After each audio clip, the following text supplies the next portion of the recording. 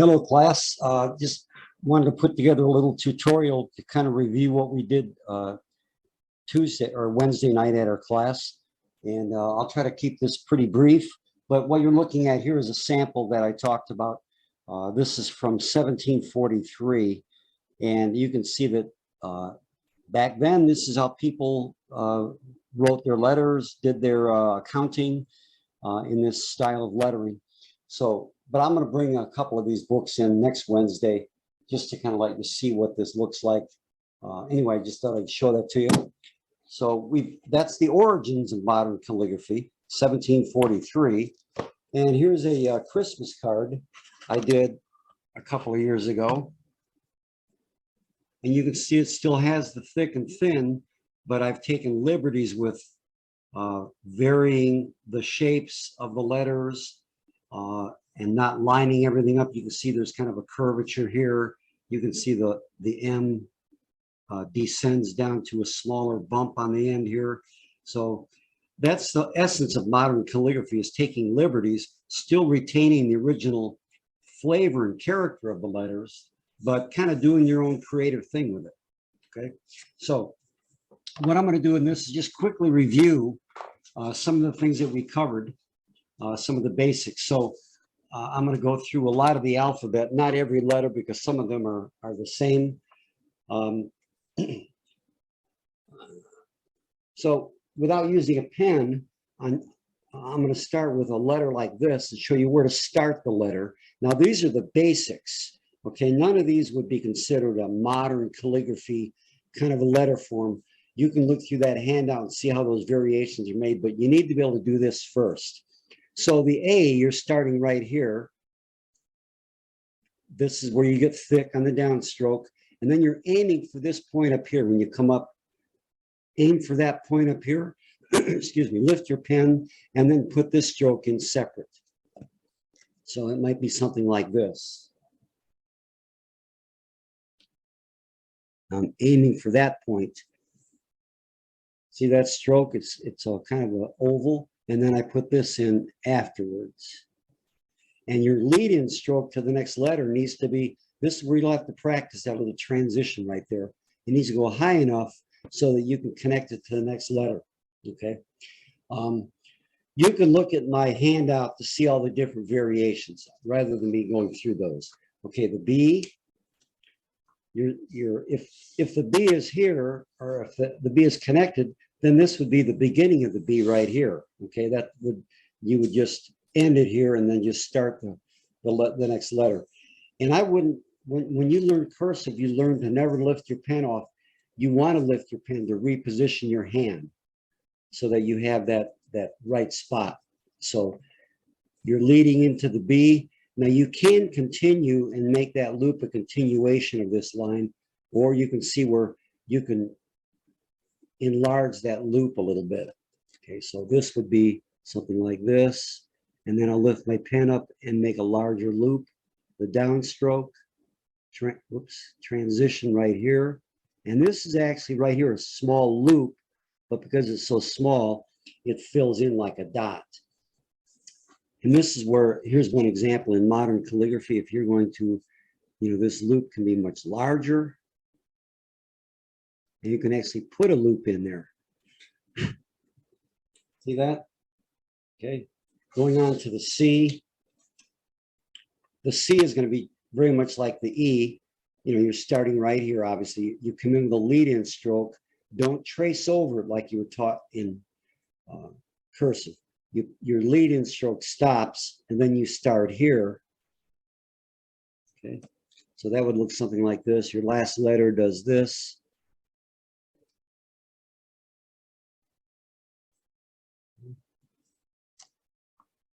Do one more.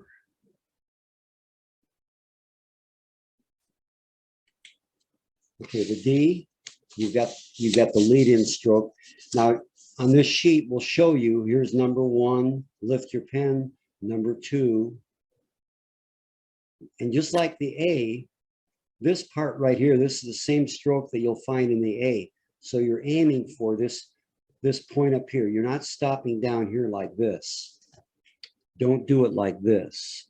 This is a no-no. If you go like this, and then you kind of get lazy and just stop right there.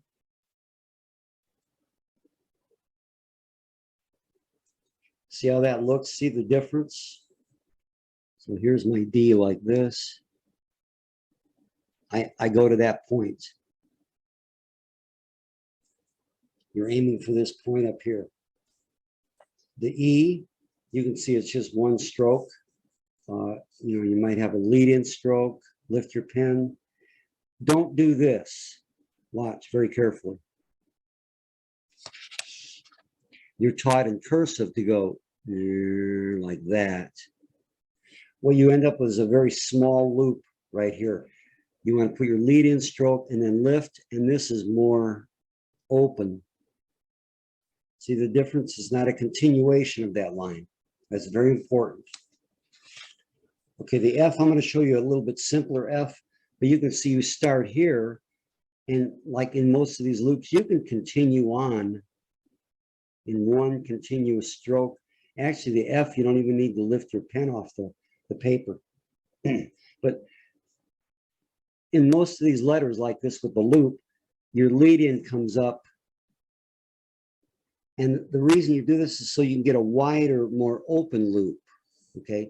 If you continue it through, you're gonna have a very narrow loop. So I like to bring the lead-in stroke up, lift my pen, and that gives me a much wider, come down.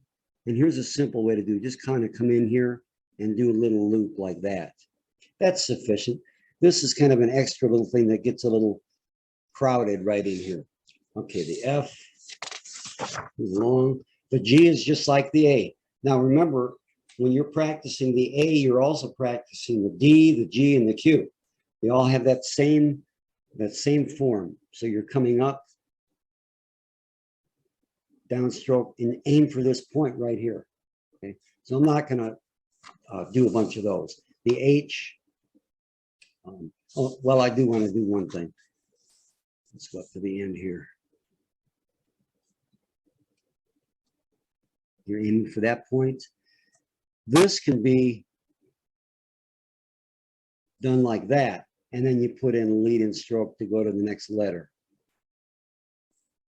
Now, that's just a little variation on the G. It doesn't have to connect.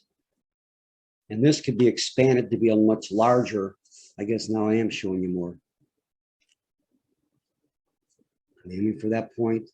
This can come down and be enlarged. See the difference? That's where the creativity comes in. Okay, the H. Again, lead in stroke, lift and make a bigger loop. Okay. And this part right here is very important. Don't do this. And then you lift your pen and start right here. Don't do that. See the difference? See, there's no little triangle of white in there. You want to come up, stop, and start right here to veer away. See the difference? It's a much, whoops, sorry about that.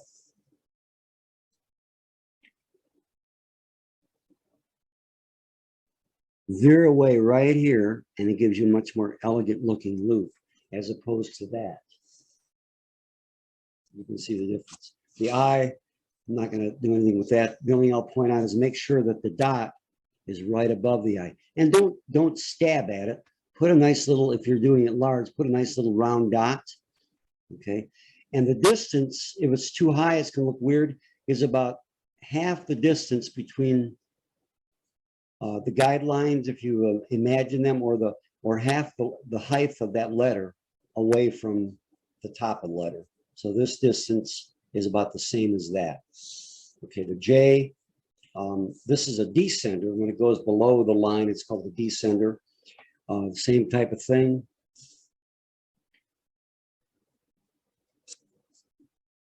It's just like the G.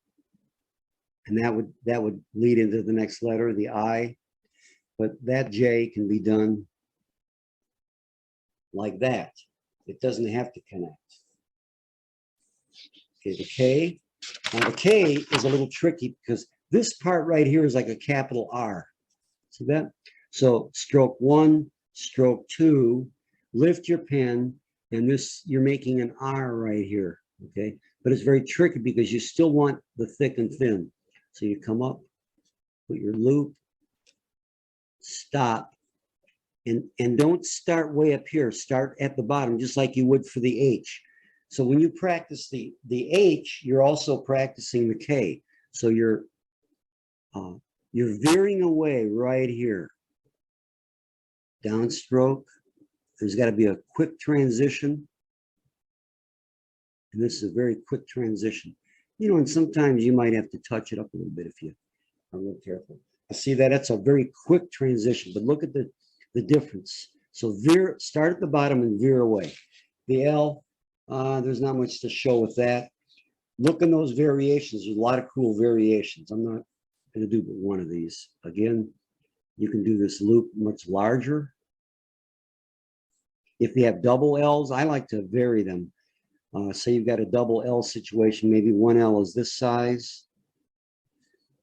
And the next L, maybe go up a little higher, just to add a little bit of variety to it. Or vice versa as far as the size. That'll look much nicer than exactly the same size L's.